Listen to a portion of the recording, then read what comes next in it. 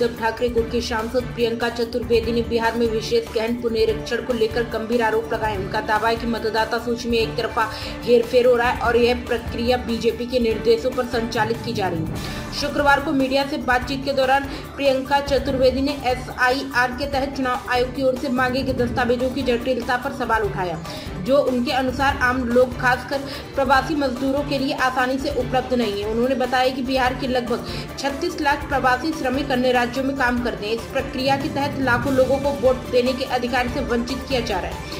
अगर मजदूरों के वोट काट दिए जाएंगे तो वे न तो बिहार में और न ही अपने कार्यस्थल के राज्यों में मतदान कर पाएंगे। शिवसेना की नेता ने आगे कहा, यह मताधिकार का हनन है और लोकतांत्रिक प्रक्रिया के लिए अन्यायपूर्ण है। चतुर्वेदी ने यह भी कहा कि सुप्रीम कोर्ट ने निर्वाचन आयोग के आधार पर राशन कार्ड और मतदाता पहचान पत्र जैसे अधिक सुलभ दस्तावेजों को स्वीकार करने की सलाह दी थी, लेकिन आयोग ने इस सलाह को नजरअंदाज कर दिया। उन्होंने कहा कि उनकी पार्टी इस मुद्दे पर लगातार आवाज उठा रही है। कोर्ट में सुनवाई हो चुकी है और वे हर स्तर पर इसका विरोध करेंगे।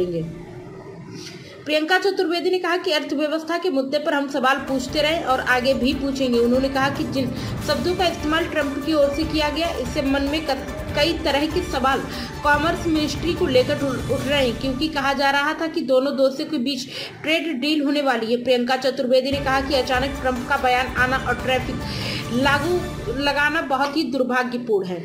महाराष्ट्र के कृषि मंत्री माणिकराव कोकाटे का खेल मंत्रालय में तबादला किए जाने पर शिवसेना सांसद प्रियंका चतुर्वेदी ने कहा, यह कोई कार्यवाही नहीं है, यह ऐसा है जैसे आप किसी को बता रहे हैं कि वे कितने महत्वपूर्ण हैं कि वे किसानों के बारे में कुछ भी कह सकते हैं। उद्धव ठाकरे गुट की नेता ने आगे कहा, अगर आप देश के लोगों, खासकर महाराष्ट्र के लोगों को संदेश देना चाहते तो इस तरह के व्यवहार को नजरअंदाज नहीं किया जा सकता।